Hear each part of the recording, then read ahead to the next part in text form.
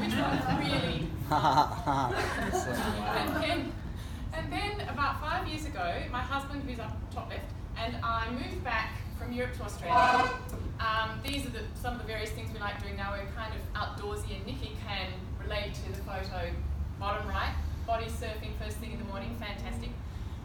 When we moved back to Australia, one of the things I did was teach singing at Monash University, and that's where the extent of our mental health crisis really hit me, because the vast majority, I would estimate 80% of my students weren't coping. They were either depressed, panic attacks, had anxiety, any number of mental health issues, and most were medicated.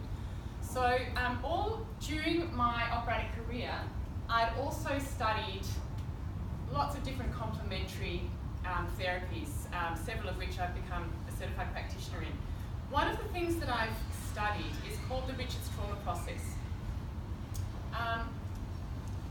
And these are some of the things it helps people resolve. And I'm not talking about manage, I'm actually talking about resolving these things. And I'll tell you a little bit about how it works, because this is information that's so important to know, so that if you do come across people who are depressed or have anxiety, you get what's going on. It's not something they can just snap out of. It's very different to anything that we can deal with our conscious mind.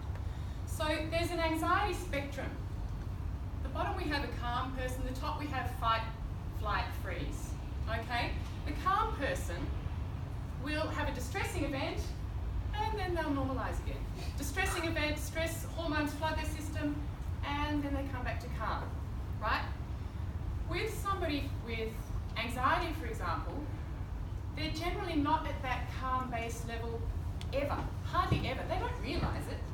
You know, they might just have sort of tight shoulders and tight neck and just not be relaxed. It could be as simple as that, but that's sort of where anxiety lies.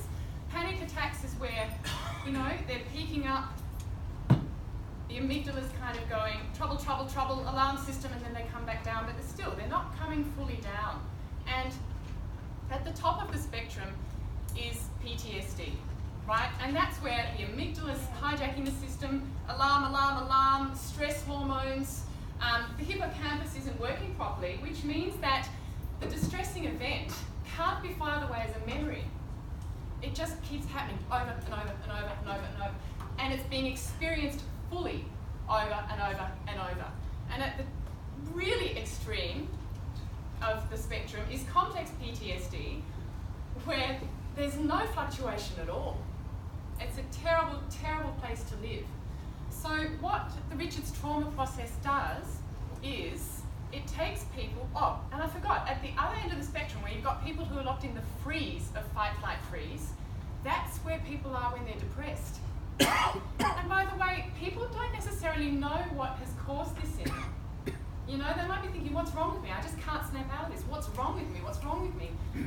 It's not something they can change consciously. You have to go into the subconscious, the unconscious, to be able to change this. And that's also where chronic fatigue syndrome is, right?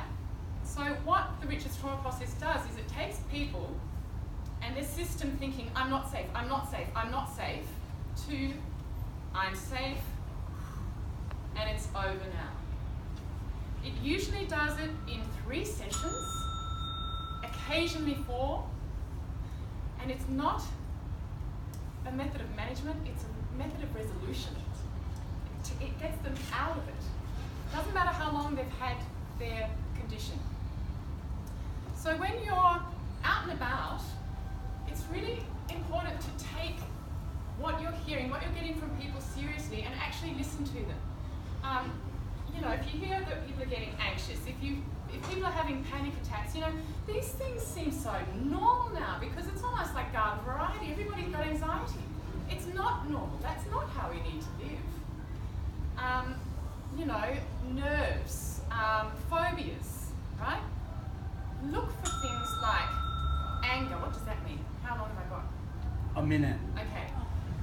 All of these sorts of things, lack of motivation. You know what it looks like. You know, if you just kind of accept that these things aren't normal, you'll know what it looks like. And these are my referrals. So really, bread and butter referrals are people you know who suffer from these things. Cream referrals are people who work with lots of people who suffer from these things and don't have a solution for them. Dream referrals are people who run organisations trying to help people deal with these things. So that's it. Let's go and help people. I think with Jim and with other health professionals we have on the team in here, I think we can really make a huge difference. Wow. Thank you.